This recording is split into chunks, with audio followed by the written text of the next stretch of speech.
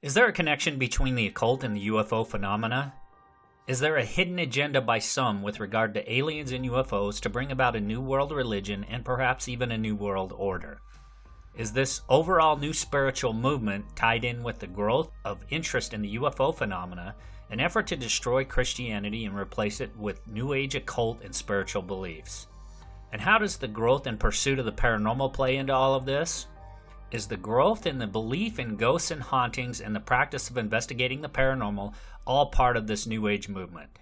Tonight, author and creator of the Illuminati.com website and blog, Isaac Weishaupt, talks with me about these things as covered in his new book, Aliens, UFOs, and the Occult, and more. Okay, so my guest tonight is Isaac Weishaupt. Isaac has been on the leading edge of conspiracy theories surrounding the elusive Illuminati and its infiltration of the entertainment industry. And he is also the publisher of the popular conspiracy website, IlluminatiWatcher.com.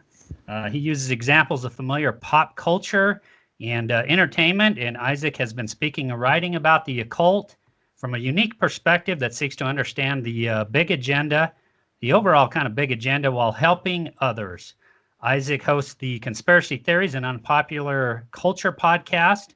He's also written several books to include his latest book, Aliens, UFOs, and the Occult, which I hope we're going to talk some about tonight, where he examines how aliens and UFOs are part of a larger occult method of bringing about a new age.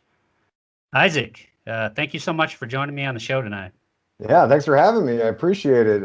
The conversation will definitely hit on the alien topic. I feel like that's the big, as far as the big agenda goes, I feel like that's going to be a component of, people call it the New World Order.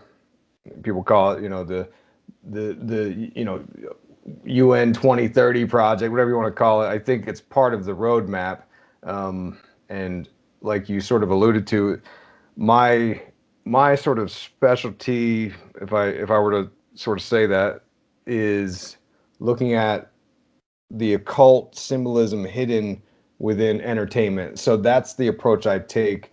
I don't really get into like geopolitics stuff. Like to me, that gets into real divisive things, and I try to have a good time. So when I say like we're trying to all have a good time along the way, that's kind of my approach, is trying to be lighthearted, trying to not be too heavy, because some of these topics can really weigh on you, and there's a lot of dark subject matter. So yeah, we'll most definitely talk about aliens. Awesome. Yeah, that's a topic I cover quite a bit on this show. Anywhere from alien abductions to, I had Larry Holcomb on here talking about presidents and UFOs, and many other authors and researchers that talk about UFOs and kind of, where we're at present day with the UFO phenomena. But Isaac, take us back. Because you've been doing this for quite a while. I've heard you in a couple of interviews. It sounds like you've been delving into this stuff for quite a while and kind of, going down the rabbit hole, if you will. Take us back to how you got started in doing this and how this journey, kind of progressed for you. Sure. Yeah. And we'll, I'll try to keep it limited somewhat, but we go back to the 90s. I was a teenager watching shows like X-Files, which really spoke to me. I particularly liked I've always liked supernatural elements, but the storyline of Mulder's sister being abducted was a big influence on my interest in these subjects. Then there was a big moments, we call them the red pill moments. The first one was a buddy of mine he told me to read this book Bill Cooper wrote called Behold a Pale Horse. I found a copy back in the day when you really didn't buy things on the internet, not to date myself, but I found a copy, read it, and it was so intriguing to me. And a lot of the ideas were, it was too much information for me at the time. I didn't really understand what I was reading. I didn't know if I should believe it, but to me, it was fun.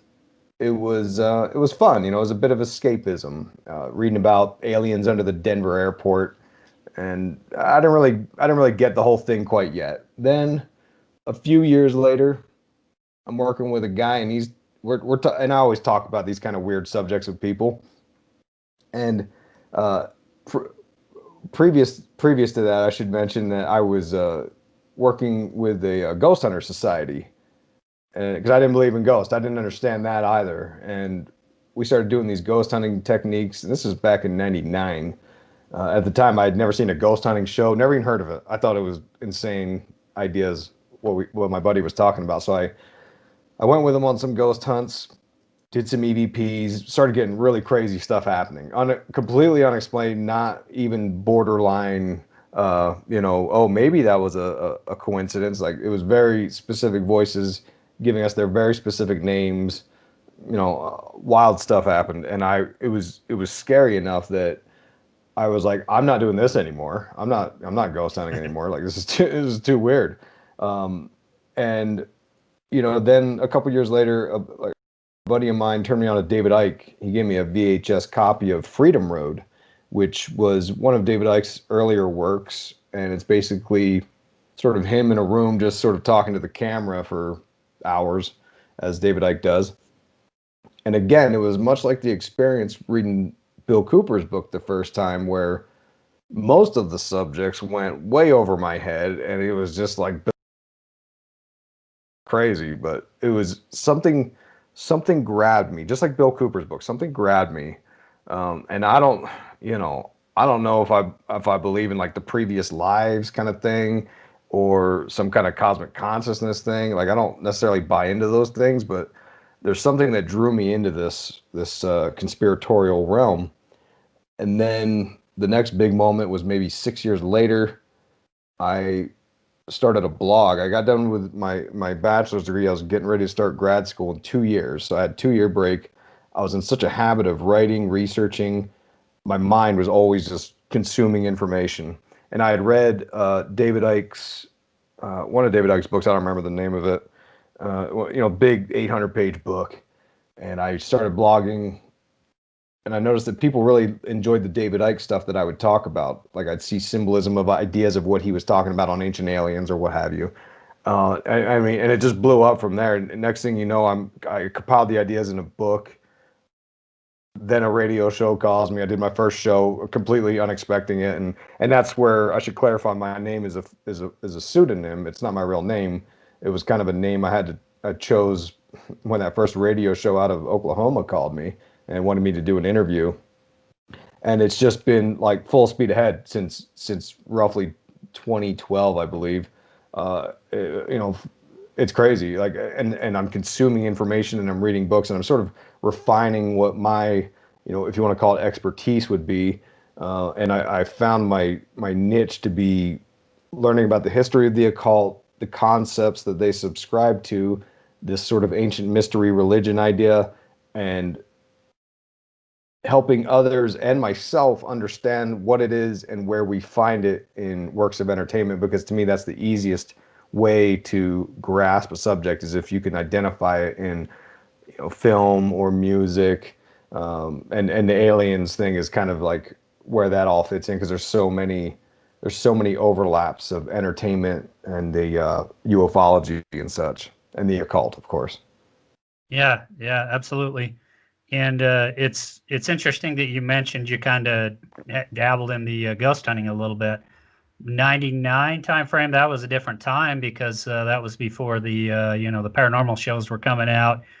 Really, you had ghost hunters in 2004 that came out. I think that's when it really started to blossom, and people Mm-hmm. really started to pay more attention to the paranormal. But I think back then it was probably more of a taboo subject for some people. It seems to be a lot more open now. But, and maybe we'll get into that as well, because I'm wondering how that kind of plays into your views of the occult. This kind of new world order concept, and kind of this idea of consciousness and all that kind of thing. I know you talk about it some in the new book, but before we get into those kind of discussions, I think, you hear terms like deep state thrown out there, the Illuminati, different terms like that. I've heard one guest say, the Illuminati's no more than kind of a bucket term. For you, what is the Illuminati? Who is it? Who is it consist of? So maybe for the listeners, they get a better understanding of kind of what we're talking about when we say Illuminati. Yeah, that's a good question. So for me, and I'm aware that different theorists have different definitions. When I started out, it was more along the lines of this umbrella group, right? Trying to sort of like instill their will upon the masses through this, pursuing a new world order. So there's elements of that I subscribe to. The the focus area for me, because there's only so much time in the day to research, and if we get into this idea of, for me, this is just me personally, if we get into the ideas of like, well, we've got a deep state and it involves this politician and that politician and this thought leader over here, that you kind of get caught up in the weeds of politics, which for me, that's the reason I avoid that subject, is because it's very difficult to discern the truth with all the different competing agendas with the mainstream media. And I mean, it goes on and on. And like I always say on my show, it's like, which reality do you want to subscribe to? Because that's the one you'll live in, and so for me, the Illuminati is these thought leaders over time who have, form or another, put out their philosophy upon the world, and that includes regular people. That also includes people in positions of power. So I think not every person in a position of power is part of this agenda. Clearly, that's not the case. But when we look at the concepts of the occult, and maybe here's a good way we can kind of explain what my perspective is. When you look at the concepts of the occult, you find different ideas and practices like alchemy. It's this idea of basically a transformative process, and to do such a thing, you got to know where you're at and where you want to be. And in order to get where you want to be, you need to burn down the world as it exists to rebuild it into the way that you want it to look. And a lot of people are talking about this idea of the Great Reset, which is like the sort of hot jargon term in a lot of these sort of truther circles right now, because that's what a lot of the world leaders are saying. They're using these terms like, "Oh, this is the new normal. This is the Great Reset. Things will never be the same," which sort of supports this idea that they wanted a new world order. They wanted it to look a certain way, and this is possibly how they do it. So instead of getting in the weeds of like who's doing it and why and where we're going, like I look at it as, well, this is an process, and they could be buying into this through, like I did a discussion about Steve Bannon, who subscribes to traditionalism, which he sort of was reading the philosophies of Julius Evola, Rene Guénon, which were these traditionalist occultist guys, and they basically subscribe to the idea that we as a society have devolved into a materialistic society, and we are going to bring about the end times on our own. And we are currently in this final stage, this final cycle, the Kali Yuga, they call it. And what they want to do is they want to accelerate the process, because the next stage is the rebuilding stage of the golden age for the people that buy into this theory. So they want to accelerate the destruction, and that's why Steve Bannon wants the chaos, and that's why you see a lot of disorder and confusion. Like that's one idea behind it, and to me, it just goes into occult philosophies that have tinged the ideas, the leadership styles, the philosophies of people, and so it's hard to say like, oh well, this person's in the Illuminati, when it should be more of like, this person is pursuing the Illuminati goals, is kind of the best way to describe it. Yeah, interesting. And I know you reference Aleister Crowley in the book, and his delving into the occult. How does he kind of play into this theory of this, perhaps this new world order? Yeah, so Aleister Crowley, quite the notorious guy. He was an occultist, kind of revered by many occultists today, because what he did was he was much like Pythagoras in ancient Greece, where he would go around and because he was born into a wealthy family, so he had money, and he would travel around and sort of synthesize and pick and choose different ideas of the occult practices. We're talking ritual magic, yoga, like all these sort of techniques, meditation that you would use to make contact with entities from another world, higher powers, God, the divine, as they would call it, incarnate voices, disembodied spirits. Like that's one of the main staples of occultism is making contact with entities from some other dimension, which, as you can see, how that fits into the alien book that I wrote. Yeah, Aleister Crowley, he did a lot of things. One of which was in 1918, he had a ritual called the Amalantra working that he did up in, I believe it was New Hampshire, and he channeled Lamb, which is the first gray alien. A lot of people know this. But you see the picture that he drew of Lamb, this entity he conjured up, and it looks just like a gray alien. Big head, big eyes, all that stuff. Well, fast forward approximately, 30 years, 1947, Jack Parsons and L. Ron Hubbard, they are followers of Crowley at this point. Jack Parsons was a Thelemite, as they call it, right? That's Crowley's religion. Which Crowley started that religion, by the way, after he channeled the voice of a spirit called Awaz. But anyway, they were out in the desert doing a version of the Amalantra working called the Babylon working, and the whole ritual was to call upon this mother goddess Babylon spirit, and the details don't really matter. The idea is that they were trying to do the similar idea. Like I said with the occultists, they're all trying to channel spirits, going all the way back to, as early site, John Dee's probably the oldest, most popular figure that did this.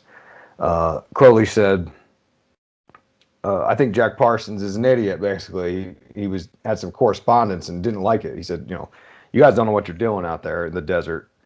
And the next thing you know, Roswell happens. The UFO comes crashing through. Then the Pentagon gets involved, the military gets involved, and they start looking into this. Because as you know, like there's all these projects they were doing, MK Ultra, Project Stargate, you had Stanford Research. The military had a very keen interest in this paranormal idea because, and for various reasons. The official reasons are, Cold War stuff. They're worried the Russians are doing the same thing to us. They're worried the Russians can remote view and see secrets and stuff.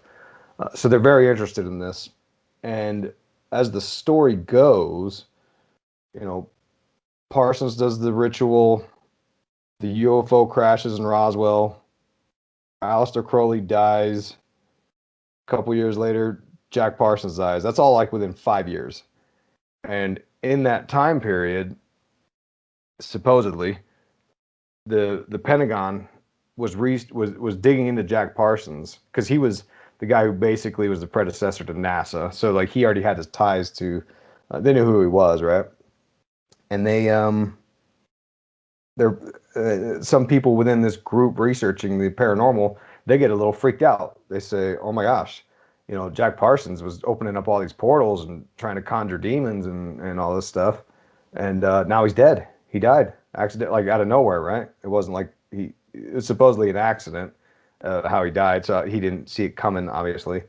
But and some people say he was trying to fuse the soul of a spirit into a golem at the time, and apparently it killed him. There's lots of weird theories about Jack Parsons.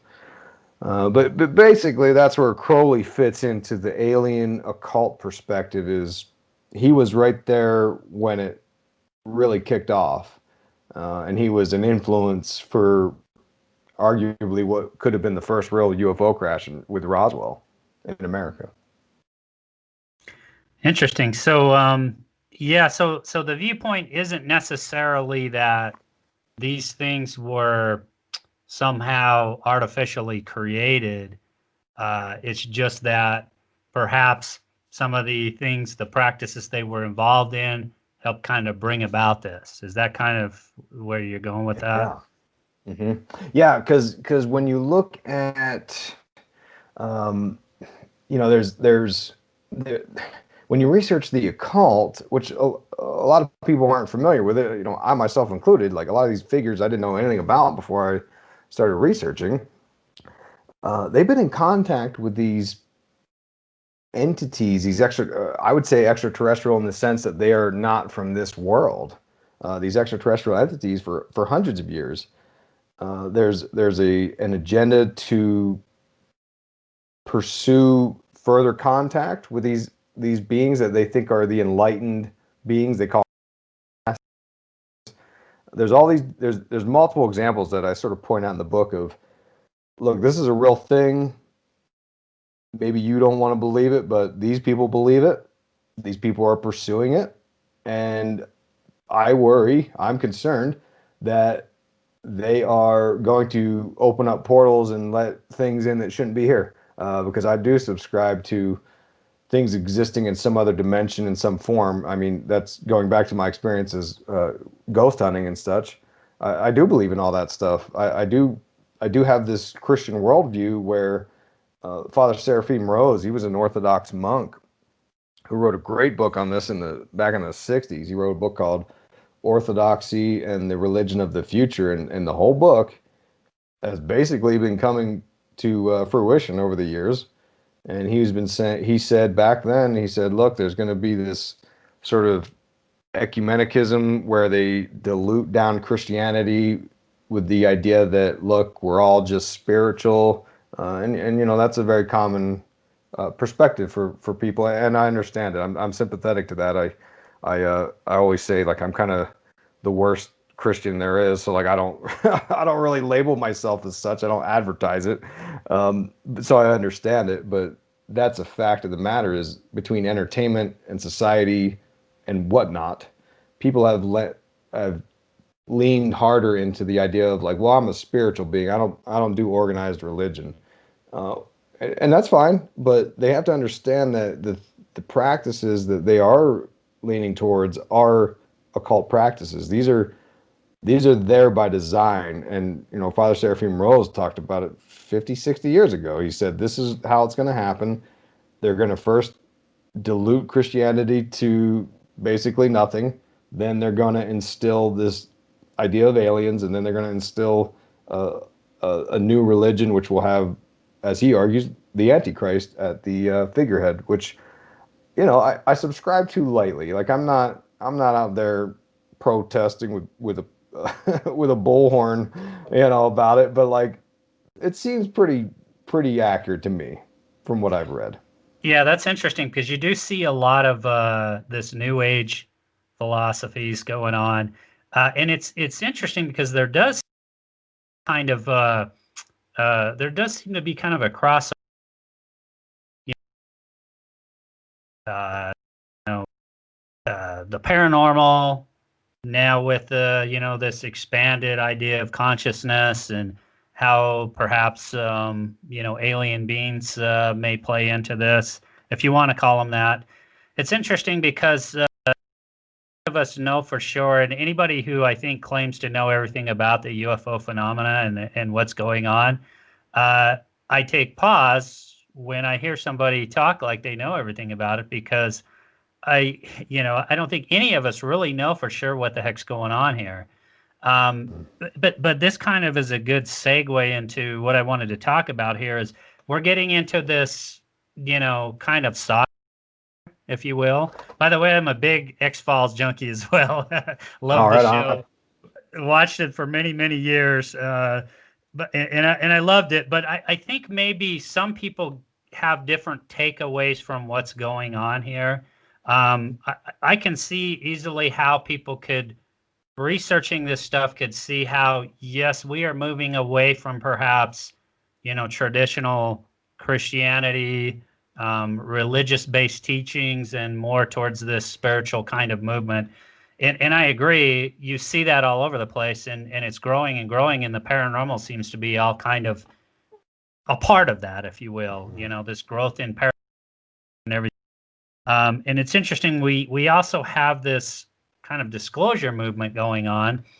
But I guess a lot of people see the Illuminati as, the governments, world governments, people in power. And I guess my question would be is if they're interested in pushing this agenda and really pushing it, then why do you think they have been so? I mean, there's obviously been a truth embargo on this going back at least till Roswell, and some say a lot longer than that. Why do you think they've been so? They've tried so hard to keep a lid on this for so long, if that's kind of where the agenda's going. Yeah, so that's one of these like $1 million questions, right? And to me, from the research I've done and from my perspective, there's a group. Oh boy, I'm trying to think of how much to get into here. I don't want to go on a long diatribe, but there's a researcher, Nick Redfern, who's on Ancient Aliens and stuff, and he's been researching a long time. He's been doing this a very long time.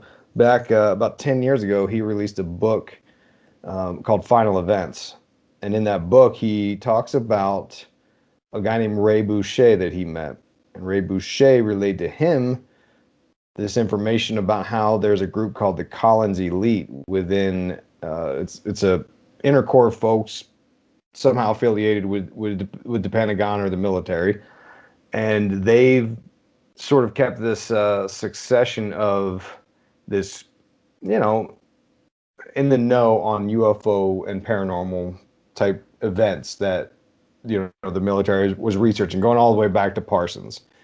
And as the story goes, the Collins Elite back in when Roswell happened went out there. They were talking to Parsons. Parsons dies, and they were part of the sort of the fear of what if we're messing with something we don't know how to control, right? And as the story goes, from all the way back then to just recently in the last 5 years, the Collins Elite have been the sort of rational voice in the room to say, look, we need to be careful what we're doing here because we could inadvertently bring demons into our world. Okay, and they come from a very Christian perspective, is how it was described. That was their worldview, and as you can imagine, like over the last 70 years or 50, 60, 70 years, the belief in Christianity has weakened, including within this core group. So that's what Ray Boucher claimed, and Dr. Diana Pasulka, she wrote a book called American Cosmic. I'm not sure if you're Yes, familiar she with was that. on my show as well a while back. Okay, great. Yeah, and she, when I interviewed her for my podcast, because as the audience might know, that she was actually hanging out with these sort of more or less secret society of ufologists and people researching what they call now the phenomenon, which is part of the propaganda rebranding of terms. And I asked her, I said, I don't remember the question off the top of my head, but I asked her about the existence of Ray Boucher, and she said, "Yeah, like I know Ray Boucher personally, and I can't give you a lot of info, but I can tell you that he wouldn't have a reason. He doesn't have a reason to lie, and I don't know him to lie about things. So, like to me, that confirmed what Nick Redfern was saying. And then, like I said, look at the last, and in the book, I've got examples specifically. There's been interviews with from Luis Elizondo, the guy who was running the ATIP program at the Pentagon, who he's now hooked in with Tom DeLonge and Peter Levenda and To the Stars Academy and all these types who are all over History Channel, owned by Disney. Disney was part of the debunking disclosure since 1953 at the Robertson panel. Now I argue that there's a disclosure effort happening, a soft disclosure. But anyway, the some of the interviews that Luis Elizondo and Peter Levenda and not so much Peter Levenda, Tom DeLonge, they've been saying that there's sort of coded messages that I don't think people are picking up on. Luis Elizondo, I believe he was on Joe Rogan's show. There was a few interviews where he said the same thing over and over. He said something to the effect of, yeah, we've known about these things for a long time. We just weren't allowed to research it because there were these sort of crazy Christians that were preventing it, and they were worried we were going to channel the devil. And Joe Rogan, I believe it was the Joe Rogan show where I heard the one example, he even kind of laughs it off. And because that's sort of the viewpoint of these people is that that's some old sort of fuddy-duddy Christian scare tactic stuff. But to me, it's not. To me, that seems very realistic, and I'm like, please don't bring the the devil into the planet. You know what I mean? Anyways, yeah. The soft disclosure is for sure happening, and that's what prompted me to hurry up and get this first book out because to me, it's plain as day that disclosure is. And look, the what's curious is that I watched since I wrote the book, I watched a show about National Enquirer, the sort of tabloid, the silly tabloid magazine, and I found out that that was started by a guy named Gene Pope, who was a Central Intelligence Agency officer in the PSYOPs department, doing psychological operations. And the argument there goes that the National Enquirer for many, many years was used to make UFO stories sound insane by putting them next to, silly, Elvis Presley's pregnant and living in the Bahamas or whatever. You know what I mean? So there's for sure been an effort to keep a lid on things or to make it look obscene. Very clearly in the last 5 years, that has switched around. And I argue it's by design. It's funny when you said that. I thought of the Men in Black scene where Tommy Lee Jones and Will Smith are in the store, and Tommy Lee Jones grabs the Inquirer, one of the Inquirer magazines, and says, "Read this. This is really what's going on." Something to that effect. Yeah, right. Yeah. It just popped into my head, that scene from Men in Black when you said that. Yeah, Hollywood's closer to truth than what I think people realize, I believe.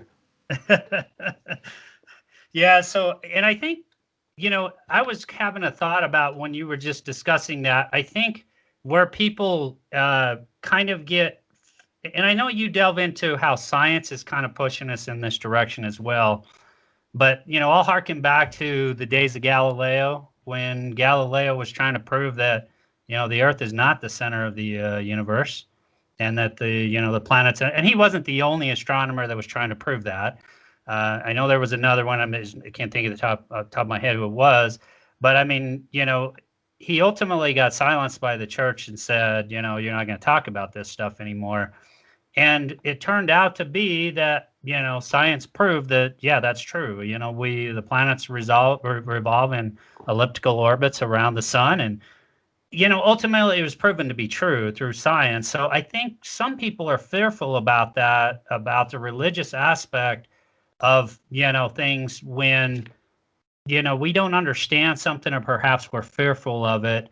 There's a tendency to say, either one, it's demonic, it's, don't dare delve into that because that's demonic, or, that's not what we're teaching. So, and I think that some people are fearful of that. And, that's one of the early examples I can think of is, it was kind of, truth was sort of being hidden from us. And then when I say truth, I'm not talking spiritual truth, I'm talking just scientific truth.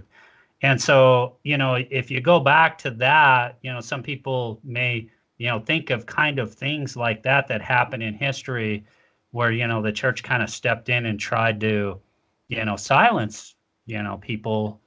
And it later was discovered to be the truth. So, you had some of that. And so there's also been throughout history this tendency for, whether it's been the Catholic Church or whatever, to, whenever they've been fearful of something, to paint it as demonic. So, I think from a lot of people may see from that perspective that,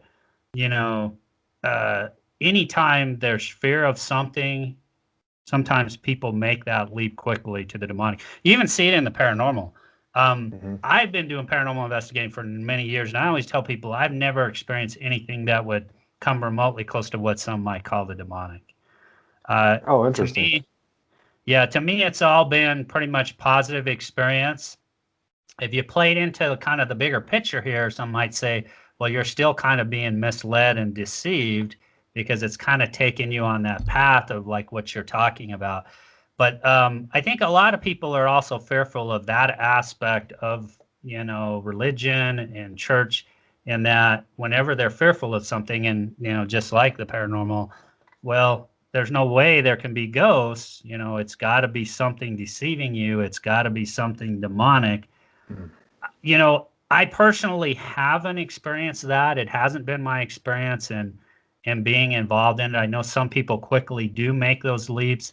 You'll find that, you'll go to investigate a certain location, and maybe it's a residence, and people are automatically jumping or leaping to the assumption that something demonic's going on in your home.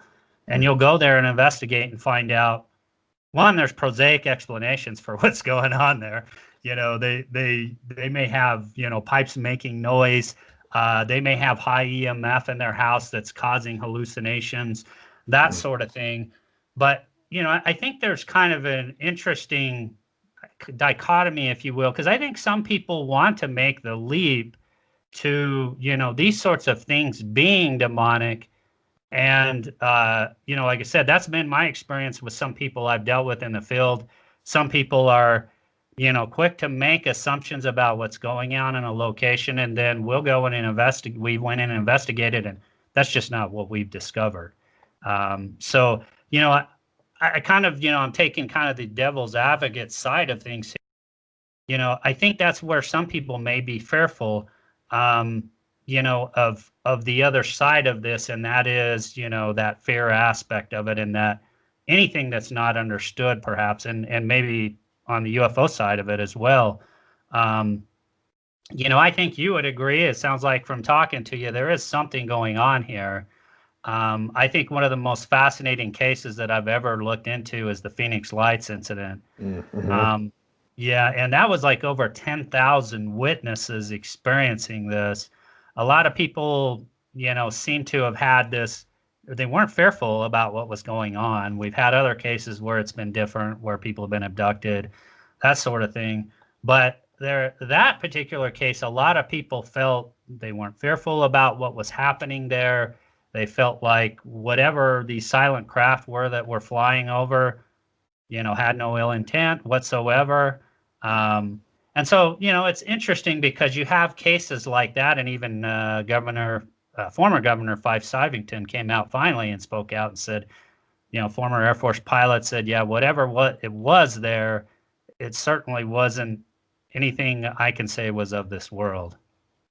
Mm-hmm. Yeah, I'm with you on that.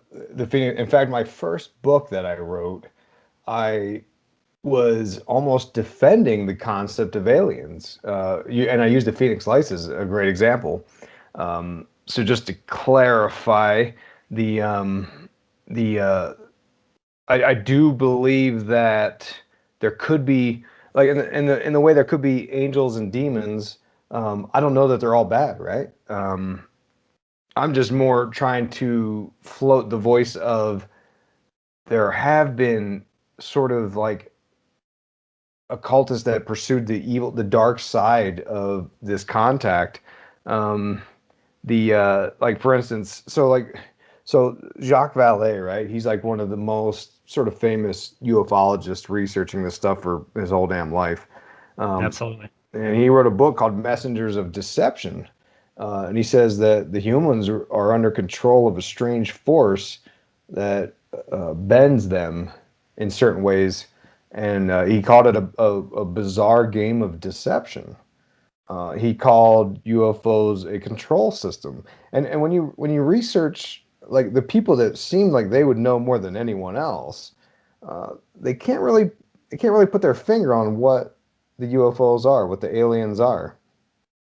And in the book, I go through several examples of the, for every, and I acknowledge, for every example of someone feeling like they were in the state of bliss, there's also people who, they get abducted. I believe Whitley Strieber, he at first was like terrified when he got abducted.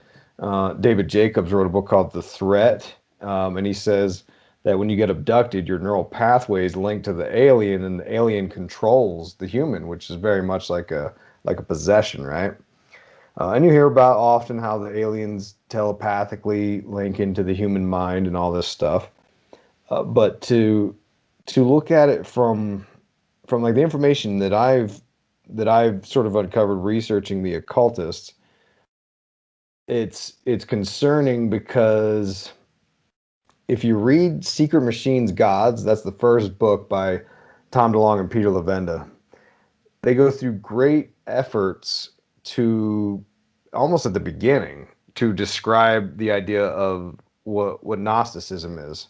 Gnosticism is basically a heretical belief system that what's good is bad and what's bad is good, right? And they think that God is really the devil, and I'm simplifying it greatly, but God is basically the bad guy here, and God trapped mankind on this earth to, for narcissistic reason, for us to worship him. And if you don't do this, you're going to hell forever. And it's funny because like you talk about Galileo and the church, and it's like that I'm right there with you. Like there's a lot of stuff that like the church does that is very unsavory to say the least. Right.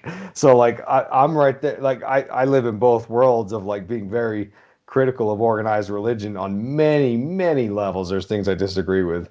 But but anyway, yeah. So they were saying Peter Levenda and Tom DeLonge were saying like they go through this great effort to describe what Gnosticism is, and it doesn't really seem to fit in with you're reading the book and you're like I got this book to read about aliens. Why are we talking about the Gnostics? You know what I mean? And to me, I understand why, because I've read Peter Levenda's books. He's a very intelligent guy. He wrote a book called The Dark Lord, which it and this fits into a lot of things in my research, and I try to sort of sum it up in the book. But in the Dark Lord, he talks about the shadow side of the Kabbalistic tree of life. There's an area called the Citrahara. This is the realm of the damaged gods. And after Aleister Crowley, so Aleister Crowley was a prominent occultist. He sort of added some degrees of initiation into a magical order he was in called the OTO, the Ordo Templi Orientis. Well, a guy named Kenneth Grant was an acolyte of Crowley's, and he went on to start his own branch of the OTO called the Typhonian OTO, and their whole pursuit was to make contact with demonic forces on the dark side of the tree of life. They literally believed in aliens that they could channel into our world. They wanted to summon Typhon, that's why it's called the Typhonian. And what these occultists were doing, and what they have been doing for hundreds of years, the sciences and spirituality are sort of fused together in a weird way. Crowley said the method is science, the aim is religion, and that's the goal, is to create a new religion with a scientific background. Jack Parsons said that UFOs were the path to Crowleyanity, to create a new religion on Earth, and that was his goal. And Jack Parsons also, he was vehemently anti-Christian. He wrote a whole book talking about how he's literally the Antichrist. So to me, wow. Yeah, to me, it seems like there's a clear desire for them to destroy Christianity and to create a new religion based on contact with aliens and demonic forces. Which it sounds wild now, but I argue, give it 5 to 10 years, and they'll find a way to package this in a way that doesn't seem so nefarious. And in the book, we go on and on about different ideas of how that happens. Yeah, and maybe I would ask the question this way: do you think it's possible that I've had a lot of guests on the show that have studied and researched the UFO phenomena from different perspectives, but I mean, do you think it's possible we're dealing with perhaps some some that are more benevolent, and some that perhaps are on this darker side of things, based on maybe people's experiences. And we just talked about the Phoenix Lights case. I mean, do you think that's a possibility as well?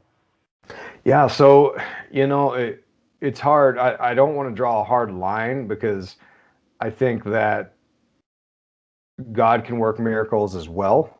I think that it seems like not every alien encounter is like this evil presence. So it's hard for me to believe, much like ghost hunting, right? Like I don't, uh, not every ghost hunting experience I've had was like this confrontation with evil. It felt very uncomfortable to like know that you were sort of giving energy to something, and we don't, as humans, don't have the power of discernment to know what it is that we're messing with. And the problem at hand for me is you've got a lot of groups and people interested in obtaining the wisdom, like for instance, the UAP disclosure, the phenomenon, whatever we want to call this. You'll notice that To the Stars Academy and them, they've been promoting this sort of alien material that they've been talking about. They're like, this was not made on Metamaterial. Earth. Metamaterial, yeah. Yeah, yeah. And they want to understand it, which, like, look, I don't know what the answer is. Like, I'm not saying like, oh, just bury your head in the sand and pray about it. Like, I get it. Like, we want to understand. We want to know what is this material? How did they make it? Who are these people? Like, I'm right there with it. But the problem I see is historically the occultists have always used this sort of formula of here's how you make contact with other entities, and the reason you do it is to enlighten yourself. You need to get the wisdom. Like Blavatsky had the integrated ascended masters that she was trying to contact with. And the whole idea was, and even Hitler, right? He allegedly was messing around with Rudolf von Zimbabwendorf's Vril. The Thule had this group called the Vril Society, and the Vril, and this is again another rabbit hole.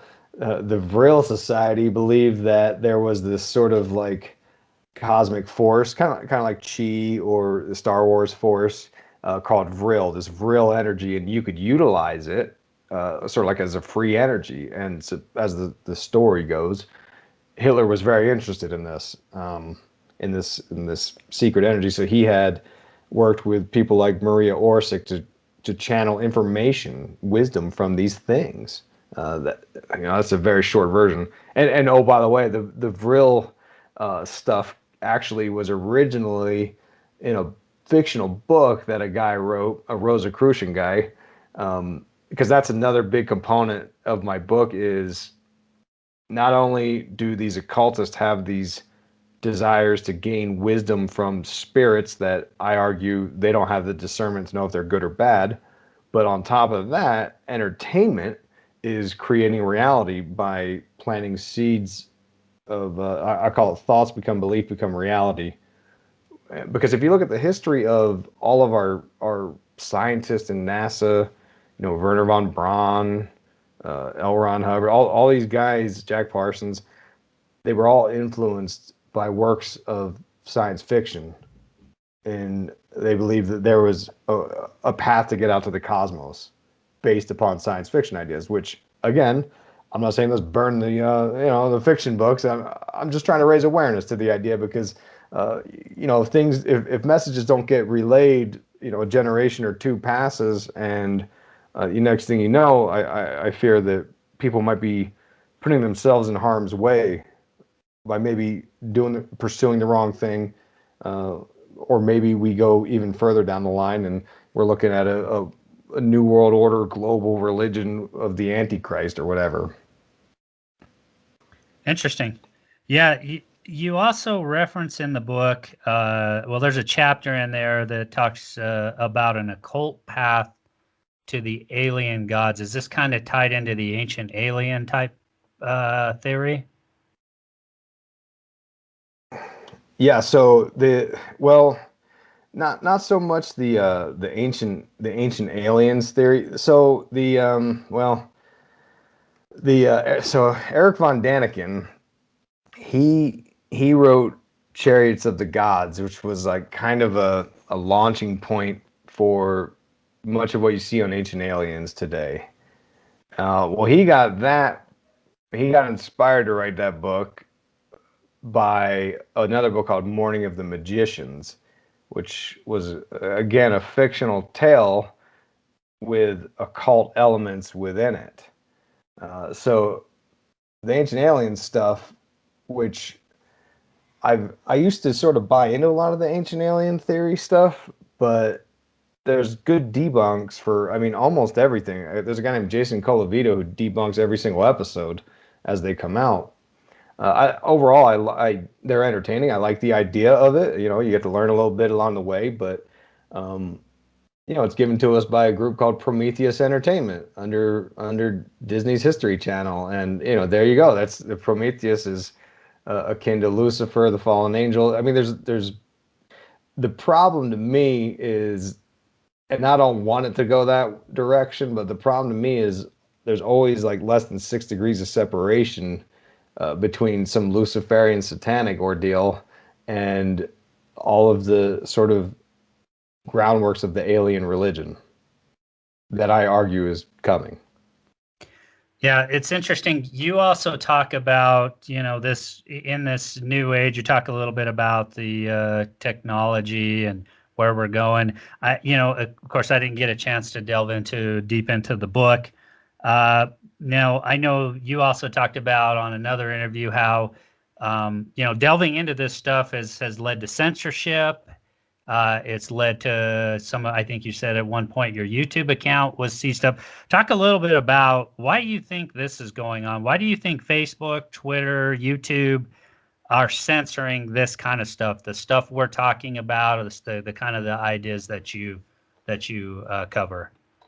It seems like there's an attempt to control the message, and like everything else that's done that the truther community sort of starts clamoring about, it's very hard to tell. I mean, it's done so cleverly.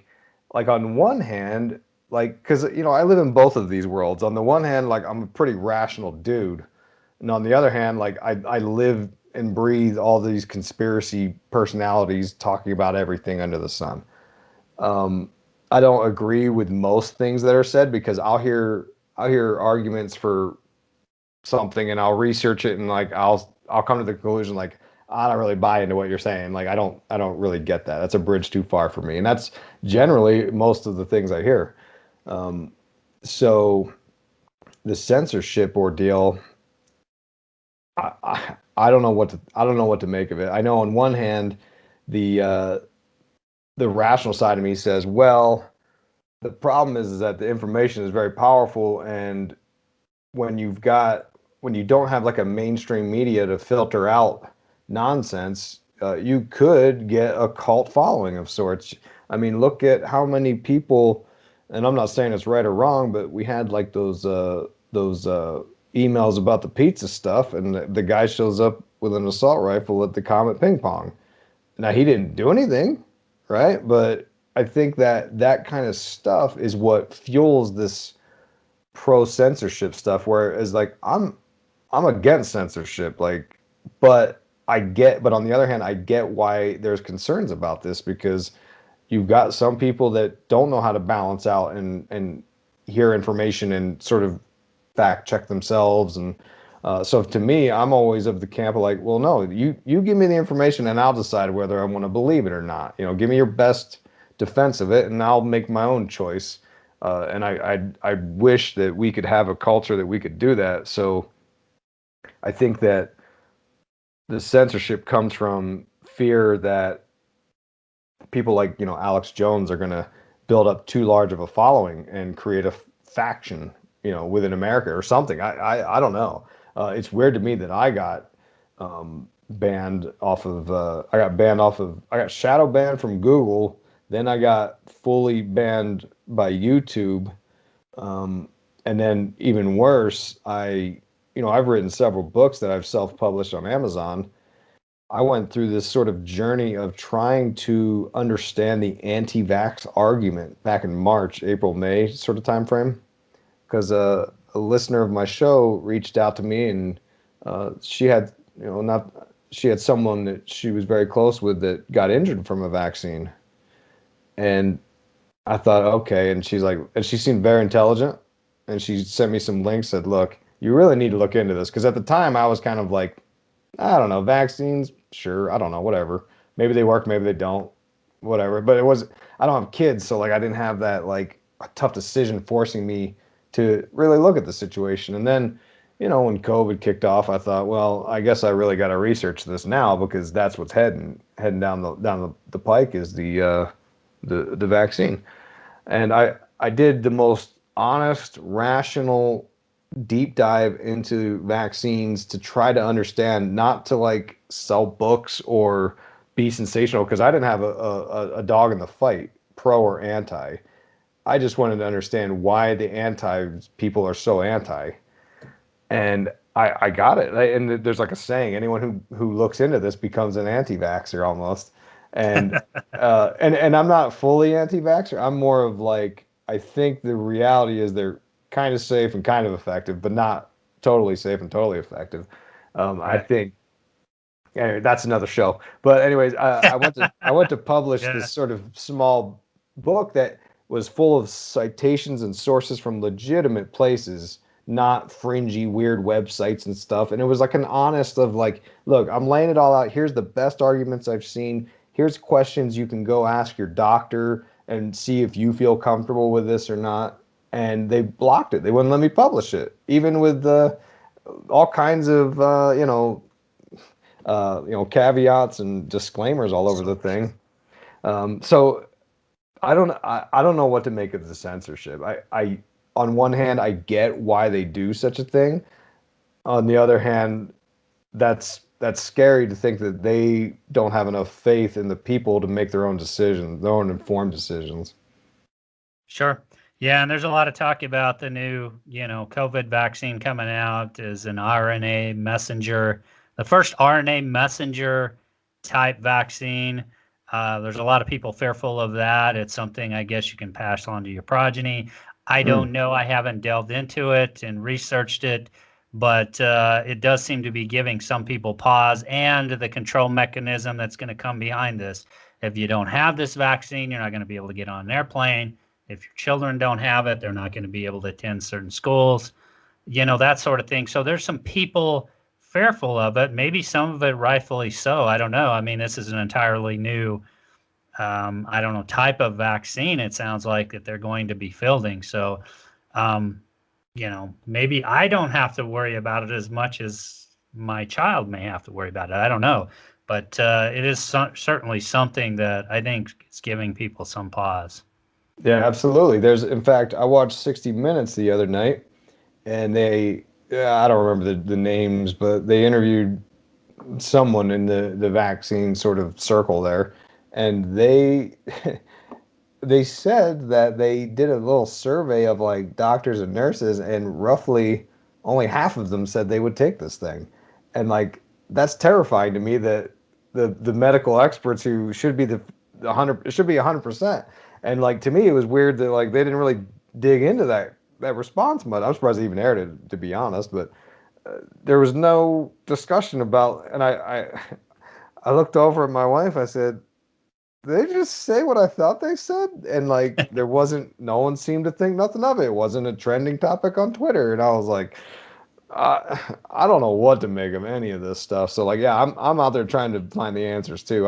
I actually didn't get into RNA vaccines with my research, and I'm just now starting to dig into it to, because I'm trying to make an informed decision for myself. There's people I know that are high riskers, and it's like, well, I mean, do I do this to try to protect them? Like, I think I'm going to be fine. I think. I mean, I don't want COVID, but like, I would assume I'd be all right. But yeah, I don't know. These are tough decisions, and I try to take a little more responsibility than some truthers. Some truthers are just out there for the clicks, you know what I mean? And that's not me at all. Like, I'm trying to find the truth and try to understand and try to make a leveraged decision, because I think that what's what fuels a lot of the distrust in our culture. I mean, look at the messages we've been getting. It's the only thing you hear is wear your mask, 6 foot distance, wash your hands. And I haven't heard anyone talk about lose some weight, don't eat fast food, stop drinking soda, stop smoking cigarettes, like get vitamin D, get some sun. Like there's no talk of like the healthy things. And it's almost like they want you to just hook into the big pharma for your health and nutrition and the GMOs and all this stuff, which I get kind of passionate about that stuff too. And again, that's another show, but like it raises all these questions, and I'm not the only one to look at this and think, what the hell's going on here? Like everyone's Sure. looking at it, and that's why everyone's looking to the truther community right now with real keen interest. And maybe that answers the censorship thing. Maybe these are questions and answers that aren't convenient for some people, maybe. Sure. Right. And I can see how that the big pharma doesn't want that kind of stuff getting out there. I mean, certainly doesn't support their interests. You talk about this concept of transhumanism in the book. Can you talk a little bit about what that is and, kind of what that whole concept of transhumanism is Yeah. about? Yeah. And again, this is supported by lots of ideas and philosophies in the occult perspective, and how it fits in. I think that the UFO, UAP agenda is a component in a larger spiritual warfare sort of idea. Because it seems like the ultimate goal is the destruction of the human form, which God obviously create. Well, not obviously, I believe God created, and they want to replace it with a superior form of that, with the technology that mankind has used its wisdom to create. This would support many things. It supports the ideas of immortality, which is an occult idea. It supports the principles of Gnosticism, which, as I alluded to earlier, there's a giant chunk of the first book from the big voices in this UAP disclosure talking about Gnosticism and the idea that maybe Satan's not so bad. Maybe that serpent in the Garden of Eden isn't so bad. Maybe that's the truth, because the Gnostics believe that these human bodies are prisons, trapping our true potential that they want to sort of unleash. And I always, if anyone's read, I've read 2001: A Space Odyssey and the three sequels, 2010.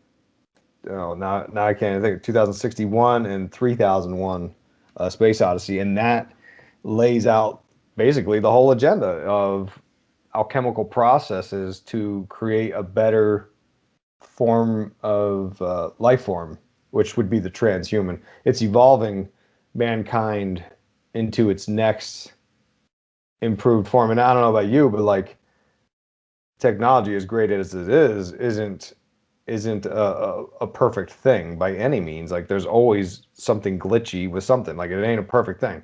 But humans aren't perfect either. But they do want, and in the books, you'll see the progression of and it lays out everything that I'm trying to argue that these occultists have wanted. It lays out an alien force, an alien intelligence, gives wisdom to man. Man becomes immortal. Man transcends the earth and becomes a digital consciousness. Which also, by the way, I believe like aliens and UFOs, if there are further evolved beings out there by the order of thousands, millions of years, whatever, they've already achieved this transhuman goal. They're not going to show up in sort of a flesh and bone type thing.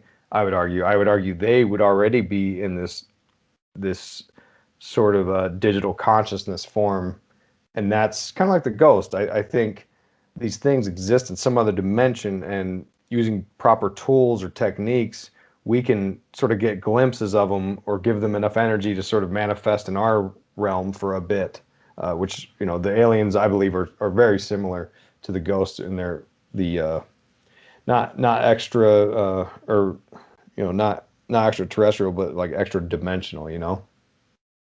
Sure. Sure. That's interesting. Yeah, because there's a lot of people in the paranormal field, or just people that are exploring unexplained phenomena, that are trying to figure out if all this kind of stuff is linked. If there is a connection between all this kind of unexplained phenomena, which kind of could play into, kind of what you're talking about as well. It's interesting. Well, it's been fascinating discussion, Isaac. I thank you so much for joining me tonight. Talk again, because the new book's out. Well, it's fairly new. Again, what's the title? How can people find the book, and how do they find out more about the other work you do? Yeah, so and thanks for having me on. Appreciate it. The book is called Aliens, UFOs, and the Occult. Use Your Illusion 1. And there's reasons for that. There's a second book I'm writing where we're going to go through specific films as examples of what I'm trying to sort of convey in this first book. And it's on Amazon. It's on Audible. I just got the Audible version up. It's actually #1 right now in the UFO category as of tonight. A lot of people are really digging it. I do a great Bill Gates impersonation on the audio book. That's worth the price of admission right there. But yeah, and if people aren't ready to make that leap yet, they can check me out online. I've got the website illuminatiwatcher.com. I've got a free email thing they can sign up for, and they can start sort of dipping their toe in the water, so to speak, or they can. I'm actually setting up tonight to my first book I wrote in 2014. I'm going to give that away free on my email. If people sign up, they can get a free ebook copy of that. So, people can check that out first and see what they like. And the new book is on Amazon, Audible. I got signed paperbacks. Gumroad.com/Isaac W is where you can get those. Okay, cool. Well, thanks again, Isaac, for joining me. It's been a fascinating discussion, and have a great what's left of the night. Cheers. Thank you. Appreciate it. All right. Thank you.